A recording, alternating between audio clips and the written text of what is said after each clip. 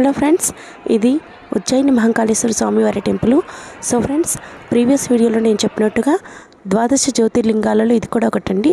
12 జ్యోతిర్లింగాలలో ఇది అత్యంత పవిత్రమైనదండి. ఇక్కడ స్వామివారు మనకి దక్షిణాభిముఖంగా దర్శనం ఇస్తున్న కారణం దక్షిణమూర్తిగా పిలువబడుతున్నారు. సో ఫ్రెండ్స్, స్వామి ఇక్కడ దేవాలయం ఎంతో ప్రసిద్ధమైనది. ఇక్కడ ముఖ్యంగా చెప్పాలి అని అంటే భస్మహారతి అండి.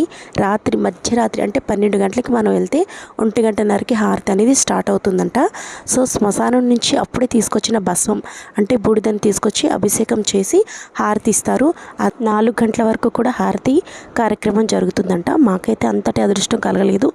మీరు ఎప్పుడైనా కనుక ఉజ్జయిని మహంకాళేశ్వర స్వామివారి టెంపుల్కి వెళ్తే ఖచ్చితంగా కూడా హారతి టికెట్లని తీసుకోండి.